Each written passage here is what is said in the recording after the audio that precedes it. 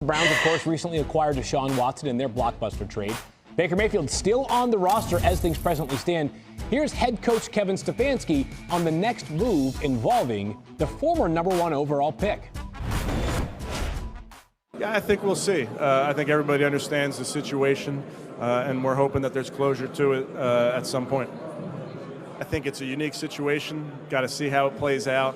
I know all of us you'd love an answer yesterday, but that's not the reality of it. Mina, I sort of feel like the Browns have kind of given up their leverage if they had any left over. What are the options for Cleveland at this point? You know, first of all, you're absolutely right about the leverage. A lot of that is just the way the quarterback market has shaken out, especially by the way, Russell Wilson going to Denver, Matt Ryan going to Indy. All of a sudden, the potential bidders for Baker's services declined, and to the point where you're really just looking at Seattle, maybe Carolina. So the way I see it, Cleveland only has a couple of options. One, they hold on to Baker. Hopefully, if Deshaun Watson is suspended, as many suspect, he can maybe rebuild his value by playing a little bit, or another team loses their quarterback and they can trade him to a squad that needs him.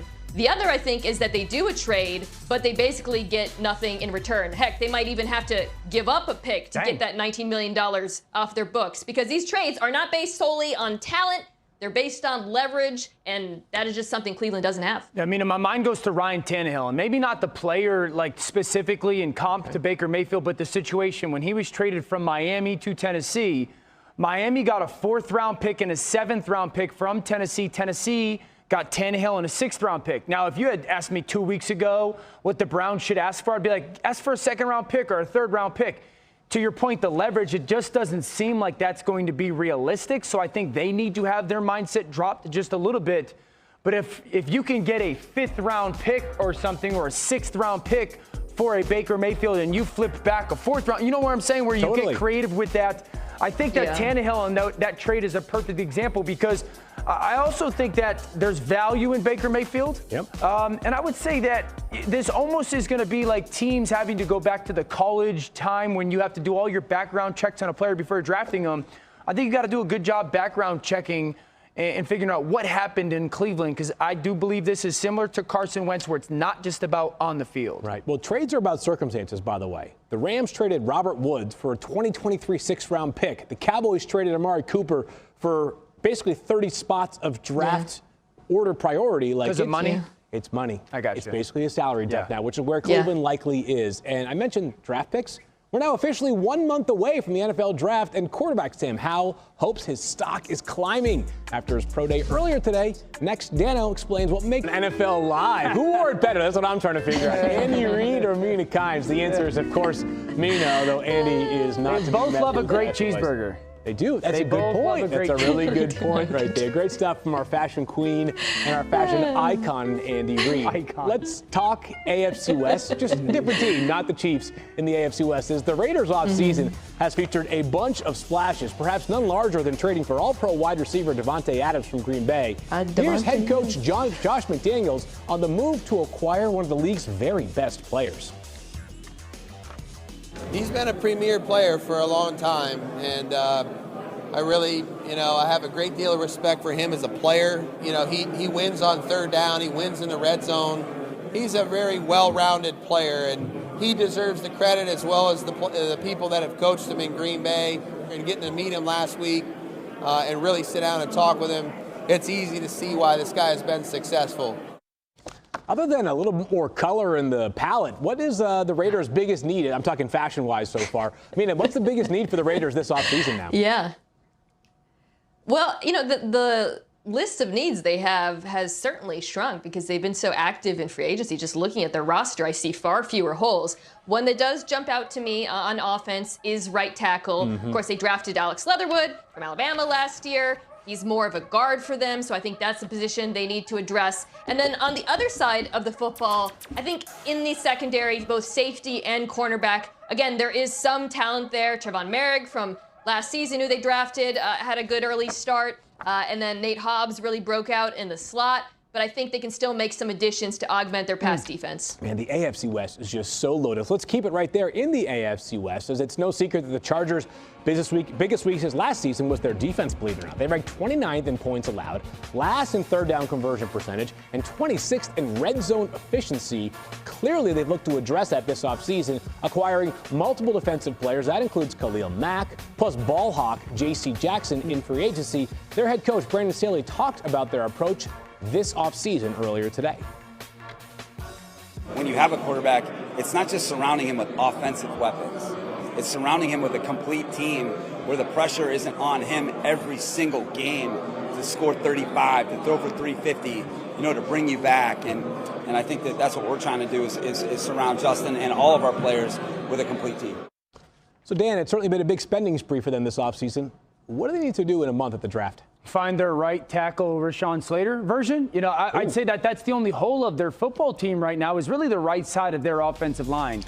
And they did such a phenomenal job on hitting on that left tackle. If they get on the right side at right tackle, a 60% type of performer that Slater was as a rookie, I think you can make the case that this is the most talented roster in the NFL. I also found it really interesting hearing Brandon Staley make the comment of not asking him to do so much and having to bring us back.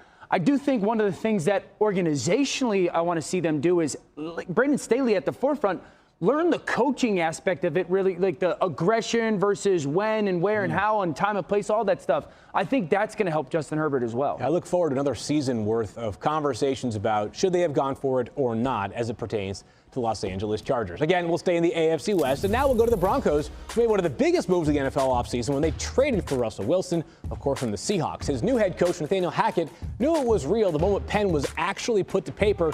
He's thrilled to work with a Pro Bowl caliber quarterback.